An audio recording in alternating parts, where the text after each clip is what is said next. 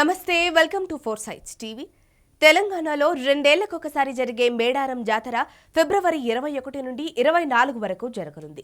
ఈ మహామేడారం జాతర మొదటి రోజున కన్నపల్లి నుండి సారళమ్మను, అదే రోజు పునుగొండ్ల నుంచి పగడి గిద్దరాజును, కొండాయి నుంచి గోవిందరాజులను గద్దెలపైకి తీసుకొస్తారు. 22న చిలకలగుట్ట నుండి సమ్మక్కను పూజా సాంప్రదాయాలతో గిరిజనులు గద్దెల మీదకు తీసుకొస్తారు. సమ్మక్క పూజ ఏ విధంగా కొనసాగుతుంది, ఈ తల్లిని ఏ రూపంలో తీసుకొస్తారు, చిలకలగుట్ట నుండి సమ్మక్కను తీసుకొచ్చే ఆలయ పూజారితో మా వరంగల్ ప్రతినిధి సుధాకర్ ఫేస్ టు ఫేస్.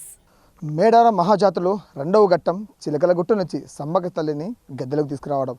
ఈ సమ్మక్క తల్లి పూజారి మనతో ఉన్నారు. ఆ తల్లి ప్రత్యేకత ఏంటి, ఆ తల్లిని ఏ రూపంలో తీసుకొస్తారో, తీసుకొచ్చి గద్దెల మీద ఏ విధంగా కూర్చోబెడతారో తెలుసుకొని చేద్దాం. అన్న నమస్తే. నా మేడారం జాతర పేరంగానే గుర్తుకొచ్చి చిలకలగుట్ట నుంచి మీరే ఆ తల్లిని తీసుకురావడం జరుగుతుంది. ఏ విధంగా కొనసాగుతుంది మీ పూజా కార్యక్రమం అనేది? నా పేరు కొక్కర కృష్ణ. మేడారం సమ్మక్క పూజారిని, అమ్మవారిని చిలకలగుట్ట కుంకుమవారి రూపంలో పట్టుకొచ్చి అమ్మవారిని గద్దెల మీద పచ్చప్పన చేస్తాము. అమ్మవారిని తీసుకొచ్చినప్పుడు నాకు ఎలాంటి సోయింట్లో ఏముండదు. అమ్మవారిని గద్దెల మీద అంటే కుంకుమవారి రూపంలో పట్టుకొచ్చి పచ్చప్పన చేసిన తర్వాత నాకు కొంచెం సోయ వస్తుంది. వచ్చిన తర్వాత మళ్ళీ పూజ మందిరానికి వస్తాం. ఆ నుండి మేము కట్టుకున్న ఎర్రగుడ్డలు, మూగలు అవి ఉంటాయి. అవన్నీ ఆడిపిన తర్వాత ఇంటికి వెళ్తాం. అంటే మీరు సమ్మక్క తల్లి తీసుకోవడం కోసం ఏ రోజు లోపలికి వెళ్తారు? వెళ్ళిన తర్వాత ఏ టైంకి మీరు బయటకు వస్తారు? అమ్మవారిని తీసుకొచ్చే రోజు అంటే టైము 4 వస్తుంది. 4 గంటల నుండి పూజ ఒక 2 గంటలు పూజ అవుతుంది. పూజ కార్యక్రమం జరుగుతుంది. పూజ కార్యక్రమం అయిన తర్వాత నాకు సోయి లేకుండా పడిపోతా. అమ్మవారి దగ్గర నాతో ఒక 3 బయట ఉంటారు. వాళ్ళు వచ్చి నన్ను తీసుకొని ఇవన్నీ కట్టి అమ్మవారికి కుంకుమ బారిని ఇట్లనే పూజ అయిపోయిన తర్వాత అమ్మవారి కుంకుమ బారిని చేతిలో పట్టుకుంటా. అవన్నీ నాకు వచ్చి కట్టి అమ్మవారిని గుట్ట నుండి పైకి కిందికి తీసుకొస్తారు.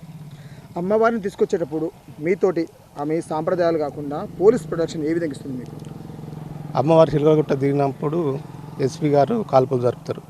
అంటే డోలి వైద్యాలు సౌండ్ చేస్తారు అన్నట్టు. ఆ టైంలో పోలీసు వాళ్ళు కాల్పులు జరుపుతారు.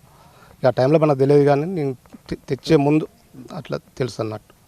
అంటే మీరు కాకుండా మీ గతంలో మీ తాతలు మీ తండ్రులు మీ తాతలు ఏ విధంగా తీసుకొచ్చేవారు, అదే సాంప్రదాయం ఏ విధంగా కొనసాగుతుంది తల్లిని తీసుకురావడానికి? అమ్మవారు అప్పుడు మా తాతలు ముత్తాతలు కానీ ఎట్లా తీసుకొచ్చేది అట్లా తీసుకొస్తాను. అప్పటికిప్పుడు కొంచెం జనాలు పెరిగినారు కాబట్టి కొంచెం ఒత్తిడి జరుగుతుంది. అంటే ఒకప్పుడు సమ్మక్క జాతర మేడారం జాతర వచ్చి ఓన్లీ చిలకలగుట్ట దగ్గర జరిగేది, కానీ రాను చిలకలగుట్ట నుంచి మేడారం గద్దెల దగ్గర రావడం జరిగింది. అంటే ఎన్ని సంవత్సరాలు పట్టింది ఇట్లా దేవస్థానం అభివృద్ధి పొందడం కోసం, ఈ జాతర అభివృద్ధి చెందడానికి? అమ్మవారిని చిలకలగుట్టను తీసుకురావడం కానీ అక్కడ గద్దెలు అనేవి ఏం లేవన్నట్టు. అమ్మవారిని ఇక్కడికి గద్దెలలో తీసుకొచ్చి ఈ నుండి మళ్ళీ మా ఇంటి దగ్గర చిన్నపాటి పూజ మందిరం, అప్పుడు గడ్డి అన్నట్టు, గడ్డి గుడిచుతూ ఉండేది. ఇప్పుడు మామూలుగా బిల్డింగ్ లెక్క దాన్ని చేసిండ్రు అన్నట్టు. అంటే అమ్మవారు చిలకలగుట్టలోనే ఉన్నట్టు మీకు ఎలా తెలిసింది?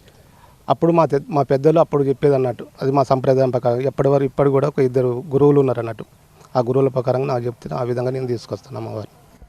ప్రతి ఏటా మేడారం జాతర కొనసాగడం అంటే చిలకలగుట్ట నుంచి సమ్మక్క తల్లి తీసుకురావడం జరిగింది. మనతో పూజారులు అంటే ప్రధాన పూజారి ఆ తల్లిని లోపలికి వెళ్ళి ఆ తల్లి యొక్క ప్రత్యేకతను, ఆ తల్లి యొక్క మణిమాణిక్యాలను బయట తీసుకొచ్చి గద్దెలు తీసుకొచ్చే పూజారి మనతో ఉన్నారు. ఈ పూజారి ఏంటంటే గతంలో మా తాతలు ముత్తాతలు ఏ విధంగా ఆ జాతర కొనసాగించారో, ఆ తల్లిని ఏ విధంగా బయట తీసుకొస్తారో అదే నేపథ్యంలో అదే మా సాంప్రదాయం కొనసాగుతుంది.